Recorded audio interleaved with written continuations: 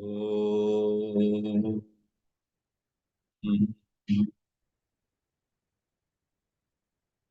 श्रुतिस्मृतिपुराणानामालयं करुणालयं नमामि भगवत्पादशङ्करं लोकशङ्करम् शङ्करं शङ्कराचार्यं केशवं बादरायणं सूत्रभाष्यकृतौ वन्दे भगवन्तौ पुनः पुनः.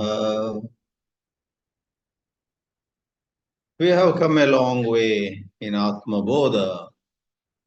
In this class, we are going to pick up the 47th verse in this monumental work, which is a great help to beginners as well as advanced Vedanta students. This work has 68 verses, and in the last class, we had covered up to 46. In the 46th verse itself, as you may remember, it was said that upon getting right seeing, upon seeing rightly, a spiritual seeker who has arrived till there is free of aham mama. Aham means I. Mama means mine. This is me. This is mine. This I, me, and mine are the hallmarks of the false sense of individuality. Jiva bhava. Jiva bhava, the sense of individuality, is marked by I and me, I, me, and mine, or sometimes it is put in another language, the sense of doership and the sense of enjoyership, where enjoyership also includes sufferership. I suffered. Oh my, why did I have to suffer like that? So the sense of I suffered, I may suffer in future, and some anxiety about it. Higher Vedanta asks us, are you sure you are suffering? Or is it an erroneous self-perception? When you stand before a concave mirror, you look very obese. Are you really obese? Or that concave mirror is making you look obese? When you stand in front of a convex mirror, you look so thin. Are you really thin? Or does that mirror make you look thin? Likewise, are you truly suffering? Or is erroneous thinking making you imagine that you are suffering? You are not suffering, you are not enjoying, you are the witness of a whole lot that might be happening to the body and the mind, is the roaring message of the Vedanta. Aham mama iti ajnanam badhate. This insight eliminates the false notion, I, mine, and so on. You are all pervasive. You are infinite. Everything is yours, you may say, or nothing is yours. To say this house, this much of bank balance, this little fame and name is mine, and that is his, that is hers, is unfortunately spiritually not right. Continuing in the 47th verse, presumably Adi Shankaracharya himself says, otherwise some other author of great eminence, Samyak Vijnanavan Yogi Swatmanyevakhilam Jagat Ekancha Sarvam Atmanam Ikshate Jnana Chakshusha. The subject of the sentence in this whole verse is yogi. An accomplished, an enlightened, an illumined being. He is no more an individual, but due to limitations of our language, the language to which we are so used, we say, he is this, he is that. There is no he now. There is a certain presence, certain sense of being which has no boundaries. When you say he, we take he to be different from she. He and she, they and us. All this is invalid now for this illumined yogi. Samyak Vijnanavan. Earlier, before this awakening, he or she had asamyak Vijnana. Samyak means right, asamyak means not right. To think there is a snake in the well-known illustration is not right. To see that there is a rope is right. Asamyak Vijnanavan he was, now he is Samyak Vijnanavan. Swatmani eva akhilam jagat ikshate. He now sees the entire universe in himself. Earlier he thought he was a dust particle in this vastness of the creation. But now his understanding is, I am awareness, and this awareness, this chit has no boundary whatsoever. And if this jagat is appearing, it's appearing in awareness. Awareness is thus the container. Everything else is the content. Akhilam jagat swatmani ikshate and sarvam atmanam ikshate. He sees atmanam. He sees himself in everything. āTMABODHA is like a wonderful review for people who have studied the Upanishads under a competent teacher with great care, with great attention. Those who have studied the Upanishads with certain immersion, spirit of immersion, you immerse yourself in those insights. Then the Ishavasya, it is said, there is such a dramatic change in them. Ishavasya says in the 6th mantra, Yastu sarvani bhutani ātmanyevānu pashyati sarva bhuteshu cha ātmanam tato na vijugupsate. And in the very next mantra, namely 7, Yasmin sarvani bhutani ātmaiva bhūt vijanataha tatra ko mohaha kashokaha ekatva manupashyata. The 47th sloka actually is giving the gist of those two Upanishad mantras.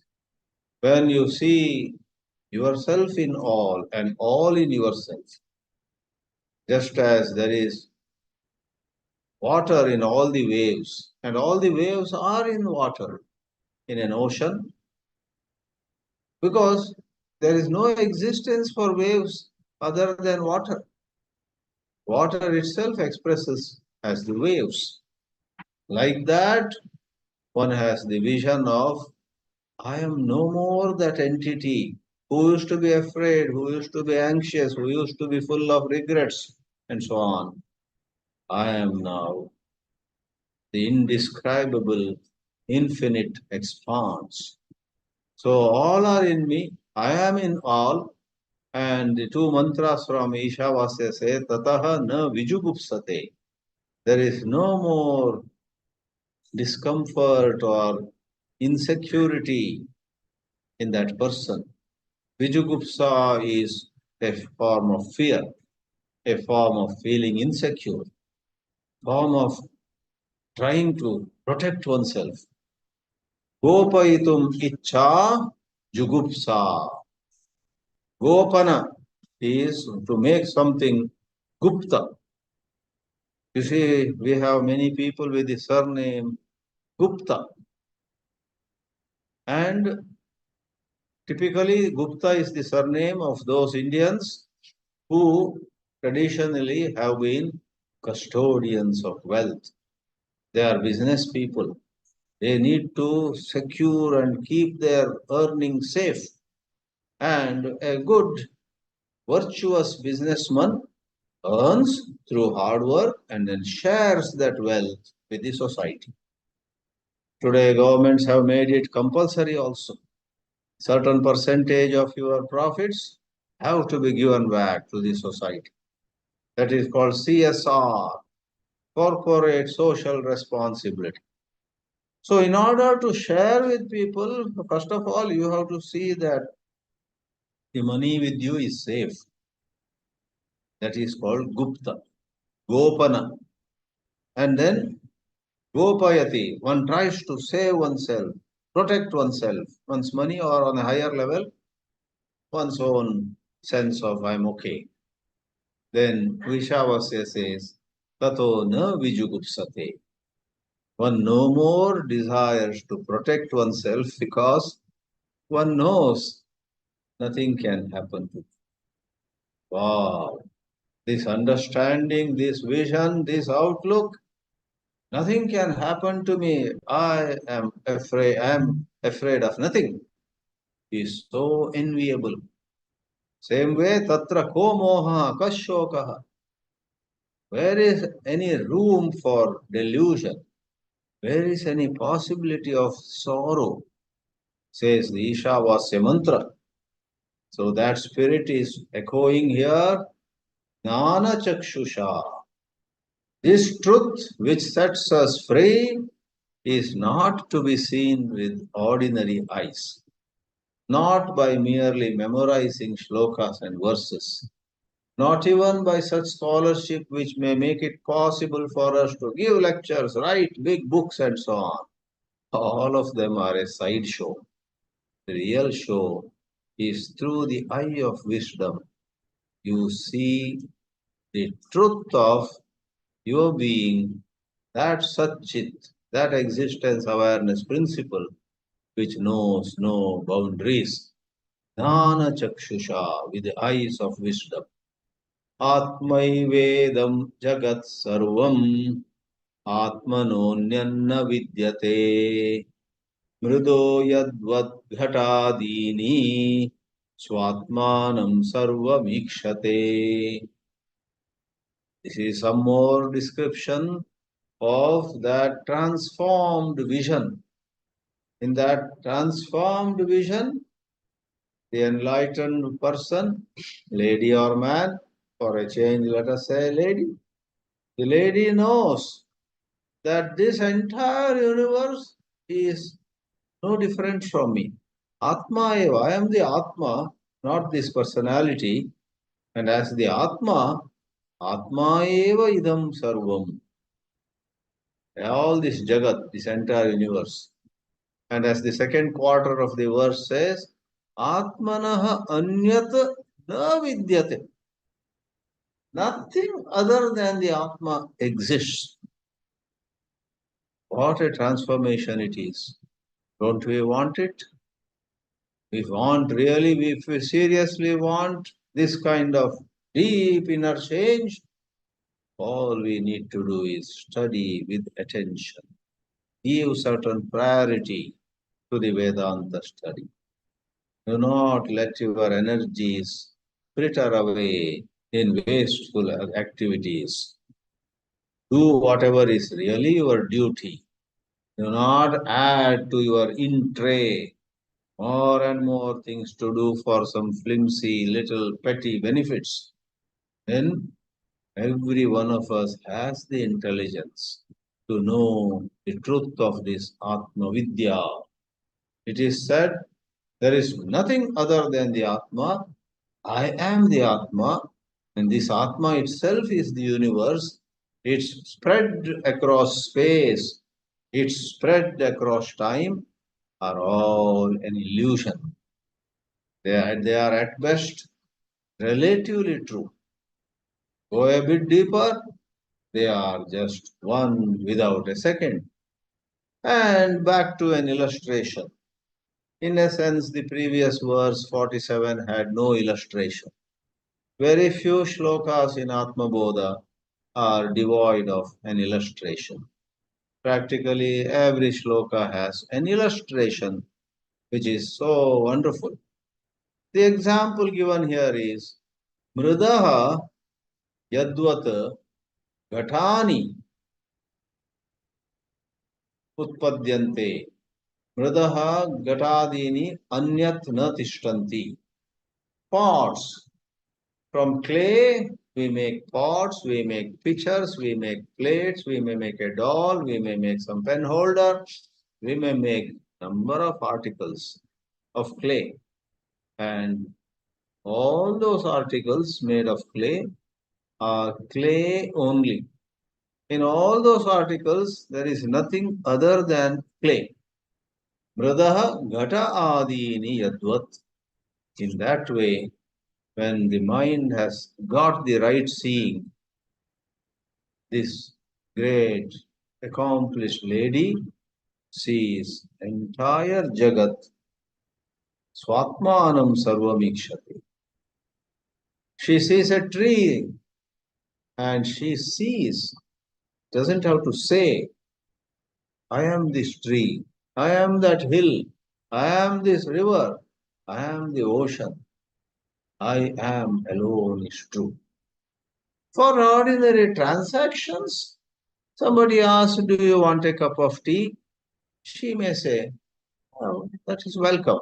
She may take the cup of tea and drink.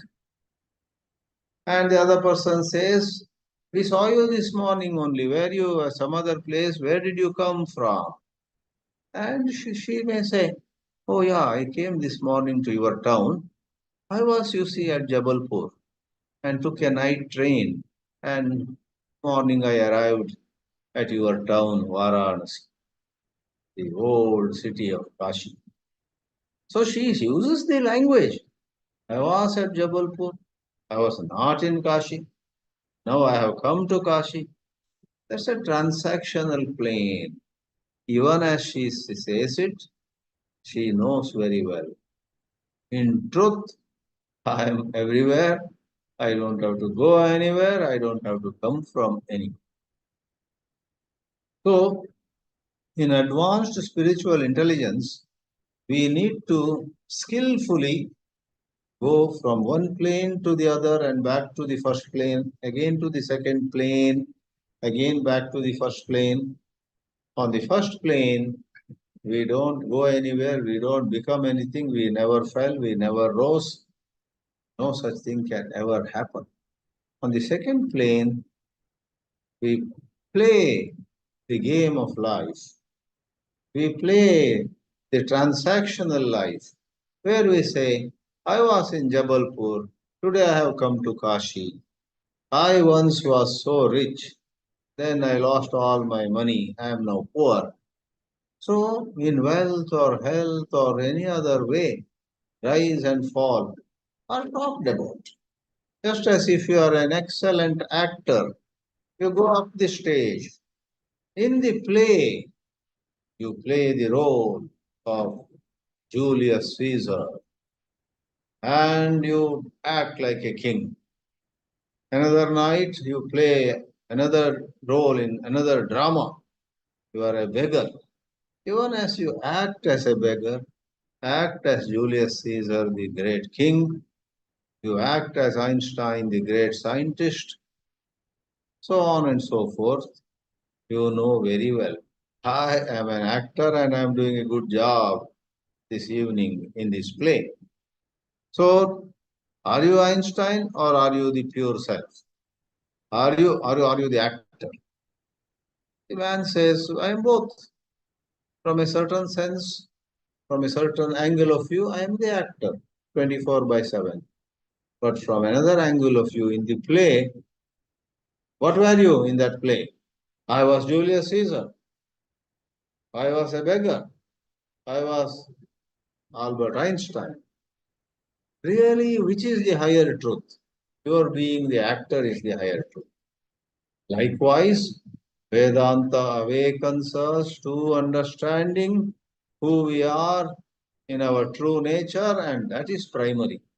What role we play, where we succeed, where we lose, where we become the laughing stock of the whole town, where everybody envies us, all that is a second plane which has to be accommodated lightly in the scope of the first plane. Swatmanam sarvamikshate. So this lady of illumination sees herself as being everything. Lastly, the 49th verse. Jivan muktastu tad vidvan purvopadi gunan tyajet satchidananda rupatvat bhavet ramarakitavat.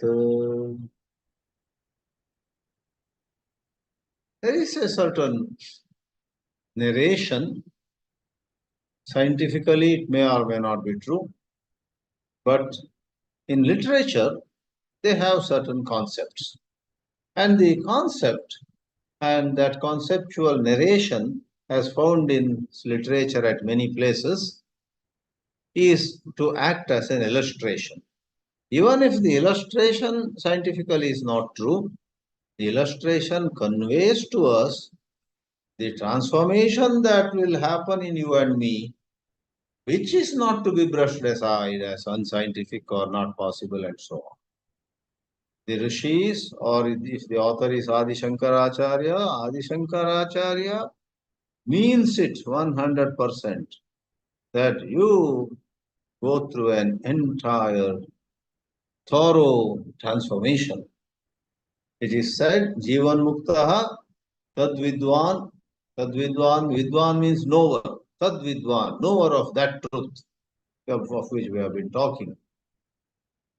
Sarva Upadi Gunan Tyajet. He lets go of all the guna qualities, attributes, limitations, shortcomings, and strengths also. He lets go of all of them and remains as pure Satchit Ananda.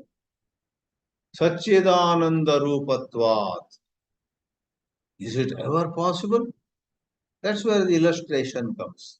In the illustration, which once more I would submit, might not be literally scientifically true, but a certain worm that grows up to be a wasp. A certain crawling worm looks at a wasp which has wings which can fly, and the worm goes on seeing the wasp. Wasp is Brahmara and the worm is Kita. This Brahmara Kita Nyaya is a literary expression, and in the theme proper for which it happens to be an illustration is the truth beyond any doubt.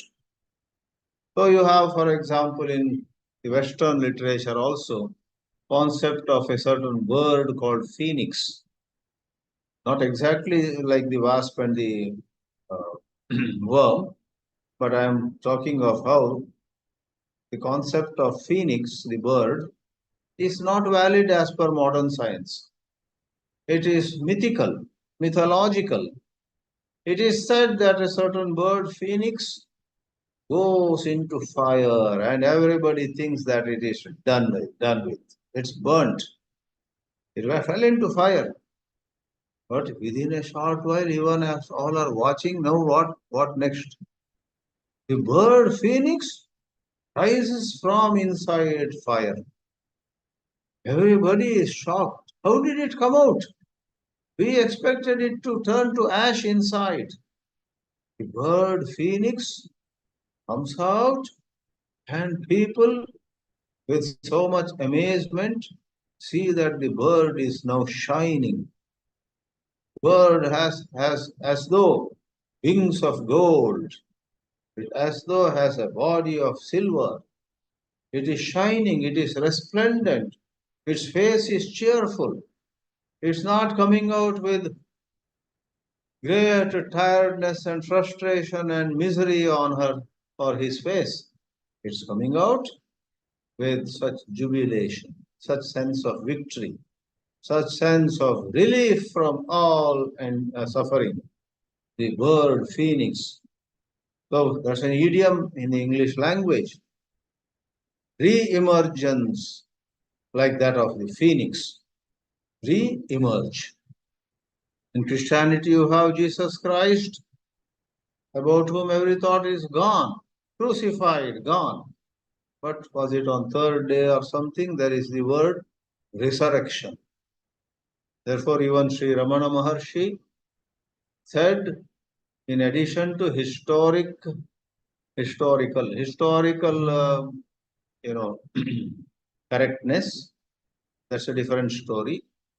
The idea of Jesus Christ, quote and unquote, dying and then on the third day re-emerging from the grave, called the great resurrection, Maharshi Ramana said in his talks, has a tremendous symbolic significance. You and I live like ego centers with so much of I, me, and my. Somebody talks ill of us, we get so angry with her. We want to teach her a lesson.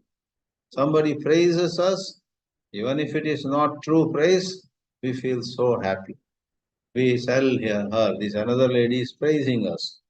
Come over this Saturday and have breakfast with me.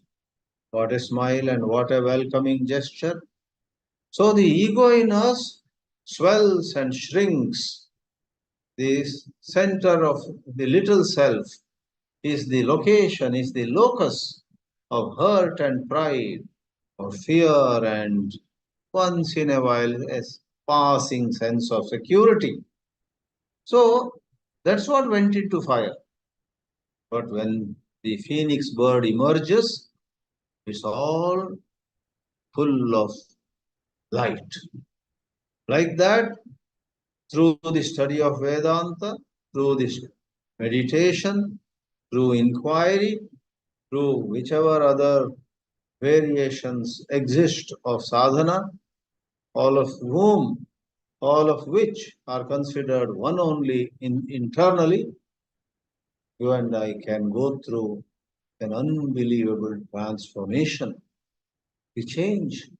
The crawling worm is now a strong wasp which can fly, which can go places and bite people also.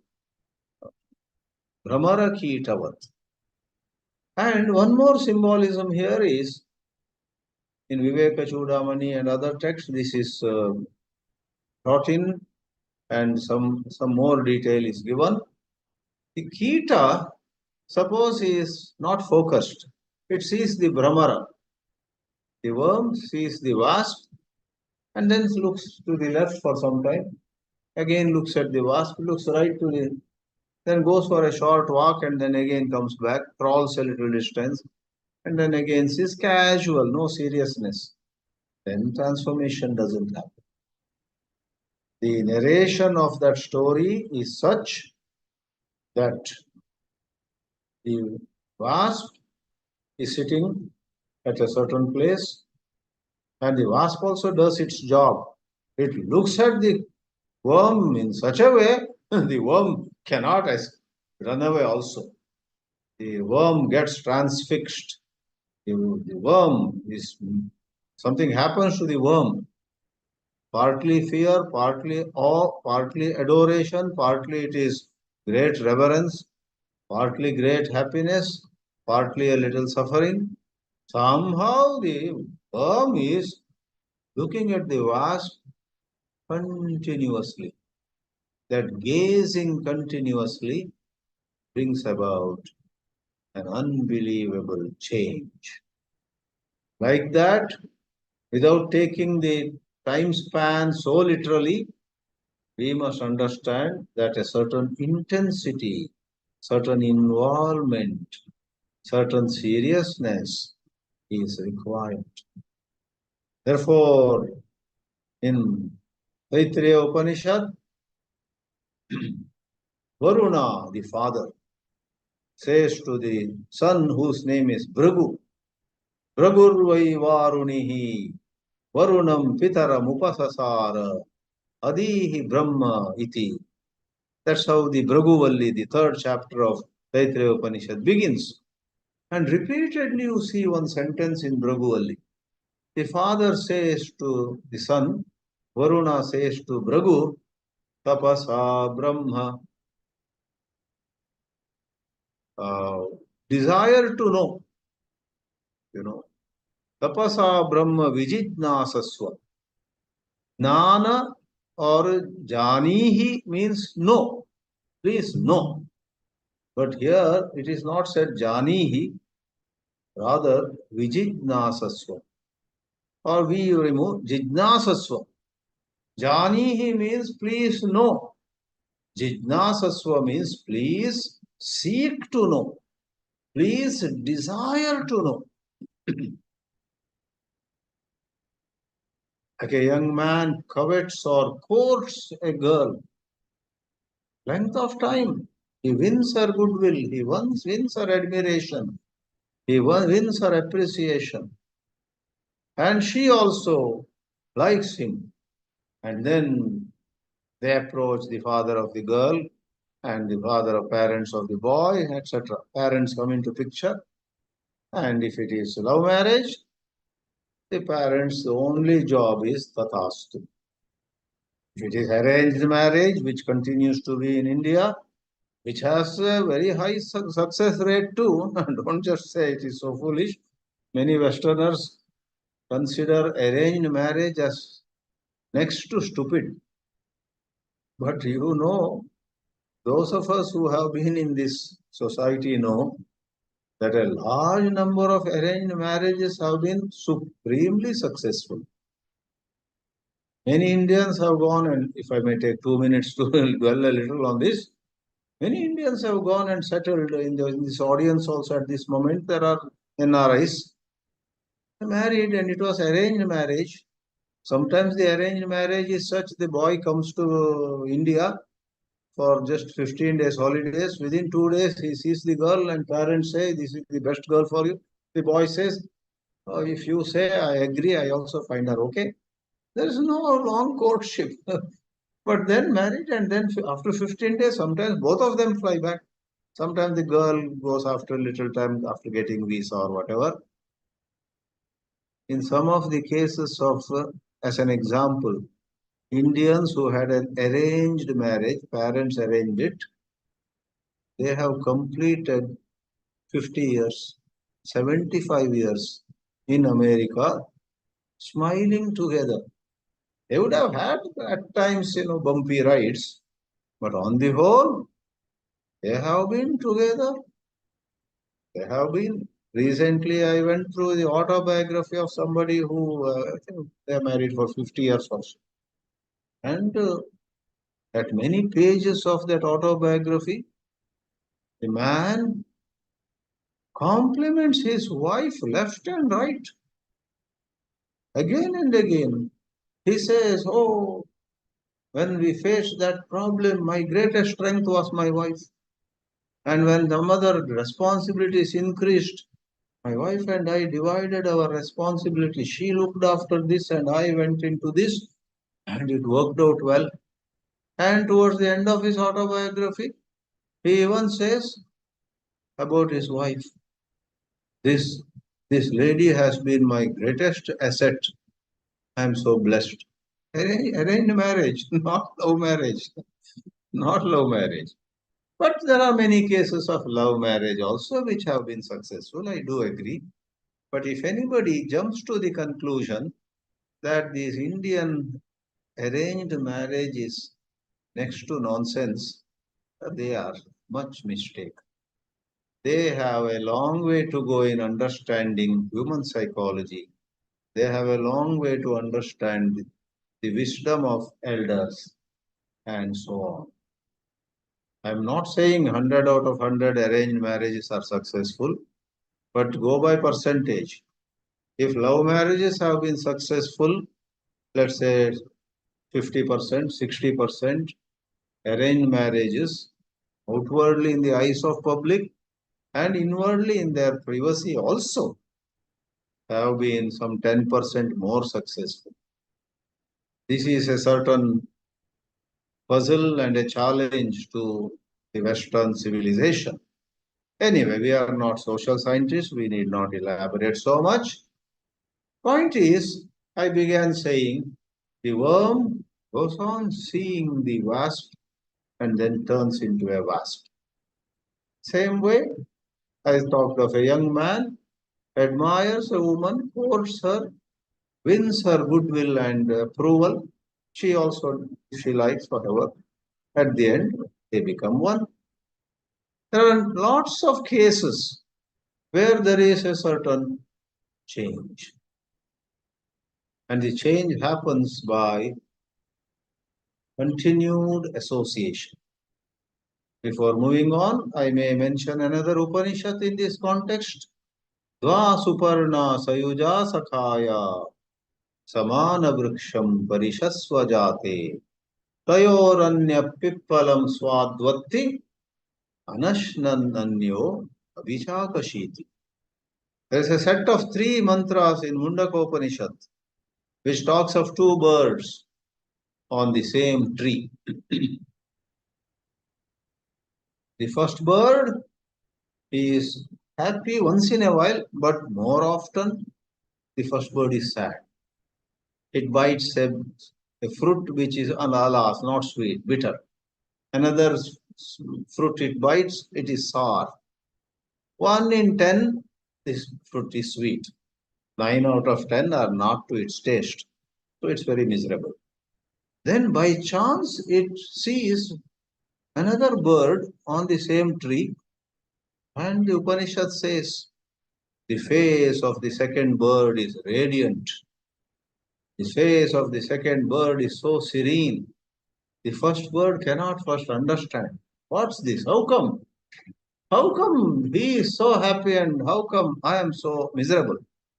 And the first bird goes on gazing at the second bird, and the set of three mantras towards the end says, the first bird, which was miserable once upon a time, gazing at the second bird, going on looking at the second bird, begins to adore the second bird more and more, and with or without its knowledge, becomes exactly like the second. The last line of those three mantras, each mantra has 4 lines, 4 quarters. The fourth quarter of the third mantra has this to say, Paramam Samyam Upaiti. Earlier, the two birds were poles apart, as the expression goes. If the first bird was South Pole, the second bird was North Pole, or we don't have a bias towards any particular pole. If first bird is North Pole, the second bird is South Pole. They are poles apart. You can't compare them at all. But towards the end, through that gazing, through that adoration, through that admiration, where the sadhanas like upasana, karma, puja, japa are all meant. And on higher level, it means seeing rightly. Samyak darshan. So through that process, the first bird, paramam samyam. Samya itself means oneness. Samabhava. Sama becomes samata or samatvam or samya. Samata, samatvam, samya are all synonyms. Sameness. The first bird attains sameness with the second bird. That is a sentence which supports the Advaita outlook. Because Samyam Upaiti itself means attains sameness. Paramam Samyam Upaiti, which means absolute oneness. Because the first bird, through that mysterious transformation, such a thing is sometimes compared with metamorphosis. A crawling caterpillar becoming a colorful wonderful, delightful butterfly flying around. Nature has some examples where unbelievable changes are seen. So, two birds on the same tree. And this shloka 49 talks about the illustration is Brahmara Kita. The crawling worm, which is a Kita, becomes the strong wasp, that is Brahmara. And in the theme that is illustrated, the matter is the person who was subject to a lot of emotions up and down, positive and negative, lets go of his erroneous notions, erroneous attachments, false identifications. Upadi gunan tyajet.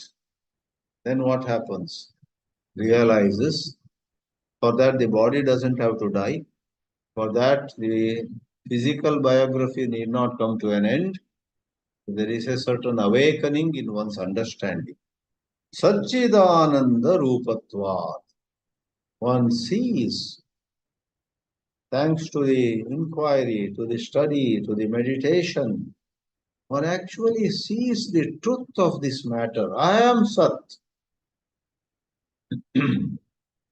I am Sat. Nirvishesha Satta. Sat means existence with no particularities around it. If you say existence as what? Oh, existence as a table, existence as a hill, the existence as a lion, the existence as a cow, all of them have certain specification. Existence as X, Y, Z. But don't add as this or as that. Existence by itself. This existence by itself is in the table, in the chair, in the hill, in the lion, in the cow, everywhere. Where whatever is actually is the way the pure isness shows us.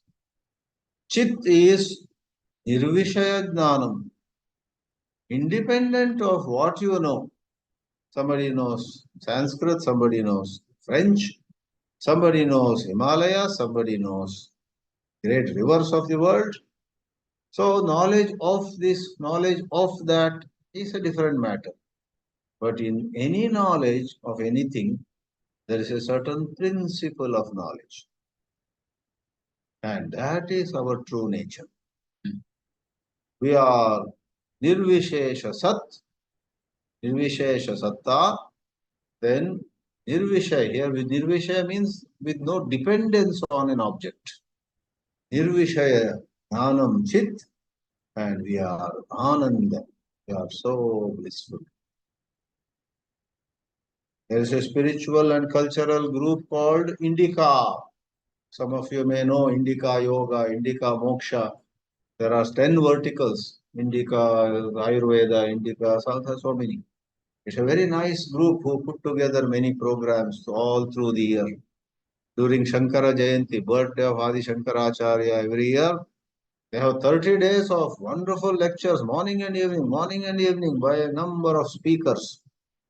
In December 12 to 14, they are doing a Yoga Utsava, Mysuru Yoga Utsava, in the city of Mysore, a beautiful city in Karnataka, which was the capital of a certain kingdom. Kings ruled it. So Mysore Yoga Utsava. And the topic in this December 2024 is bliss, happiness, joy. So they have invited experts from various disciplines, yoga, Ayurveda, and maybe modern sciences too. Maybe more importantly, various Indian knowledge systems, IKS. And I happen to be invited this time to speak on happiness from Vedanta point of view. So I've already started paying more attention. Taittiriya Upanishad says, Raso Vaisaha. That truth is of the nature of rasa, bliss.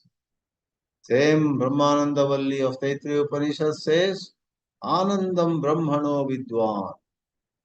There is a certain happiness which is of such high order.